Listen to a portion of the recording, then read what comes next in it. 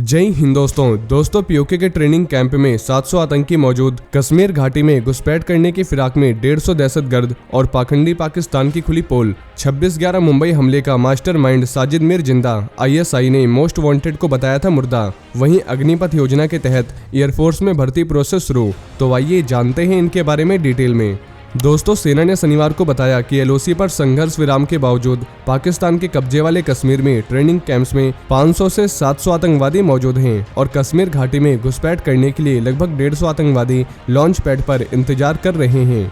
कश्मीर में सेना के एक ऑफिसर ने बताया कि लाइन ऑफ कंट्रोल के पार मनसेरा, कोटली और मुजफ्फराबाद तीनों ट्रेनिंग कैंप्स में 500 से 700 आतंकवादी मौजूद हैं। सेना के ऑफिसर ने नाम न छापने की शर्त पर बताया कि लॉन्च पैड्स पर घाटी के सामने से करीब 150 लोग घुसपैठ के लिए तैयार हैं। साथ ही कश्मीर में मई के अंत तक कोई घुसपैठ सफल नहीं हुई है। इसके बाद आतंकवादी भारतीय सीमा में घुसने के लिए अल्टरनेट रूट्स का इस्तेमाल कर रहे हैं और घुसपैठ की वारदात को अंजाम देने के लिए अब काफी हद तक पीर पंजाल के दक्षिण में ध्यान दिया जा रहा है। और ऐसी खबरें मिल रही है कि कुछ लोग नेपाल के रास्ते भी घुसपैठ कर सकते हैं। ऑफिसर्स के मुताबिक घुसपैठ की संभावना बनी हुई है, लेकिन एलओसी पर बाढ़, सुरक्षा बलों की तैनाती और मॉनिटरिंग डिवाइसेस ने घुसपैठ की घटनाओं को कम कर दिया है।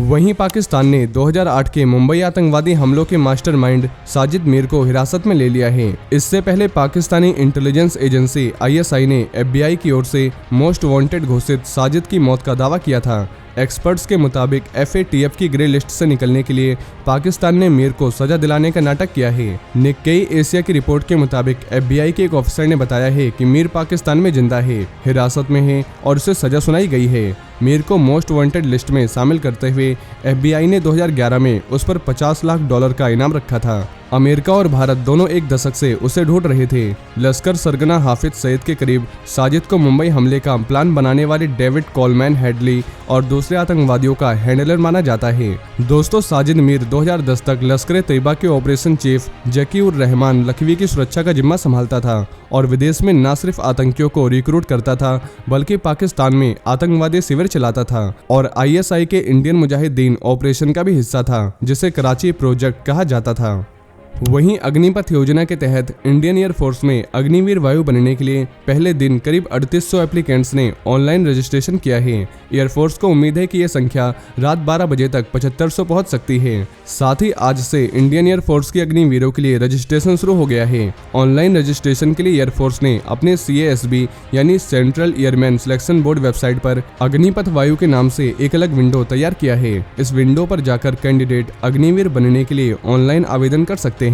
24 जून से लेकर 5 जुलाई तक अग्निवीर बनने के लिए देश के युवा इस वेबसाइट पर रजिस्ट्रेशन कर सकते हैं। दोस्तों, एयरफोर्स का दावा है कि इस साल के अंत तक यानी 30 दिसंबर 2022 तक अग्निवीर वायु का पहला बैच अपनी ट्रेनिंग शुरू कर देगा और अग्निपथ विंडो में ही अग्निपथ योजना का नोटिफिकेशन भी अपलोड किया गया है, जिसमें स्टूडेंट्स के लिए क्वालिफिकेशंस, रूल्स एंड फीचर्स सहित सभी जानकारी है। इसके अलावा देश के वीरता मेडल की भी जानकारी दी गई है।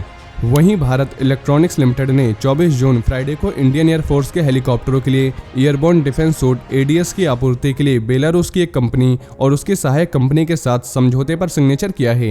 पब्लिक एरिया के अंडरटेकिंग बेल ने बताया कि उसने ज्वाइंट सेक्रेटरी ऑफ एयरफोर्स के सीनियर ऑफिसर्स की उपस्थिति में डिफेंस इनिशिएटिव बेलारूस और defence initiative arrow private limited India के साथ समझौते पर सिग्नेचर किया है। एक बयान में बेल ने बताया कि वह मेक इन इंडिया क्लास के तहत हेलीकॉप्टरों के लिए एडवांस इलेक्ट्रॉनिक वॉरफेयर सूट की आपूर्ति के लिए transfer of technology, manufacturing and maintenance के साथ DI द्वारा सपोर्टेड मेन कॉन्ट्रैक्टर होगा। इसमें कहा गया है कि मेमोरेंडम ऑफ अंडरस्टैंडिंग का मकसद भारत और ग्लोबल मार्केट्स में ADS के लिए कई बिजनेस अपॉर्चुनिटीज की खोज करना है।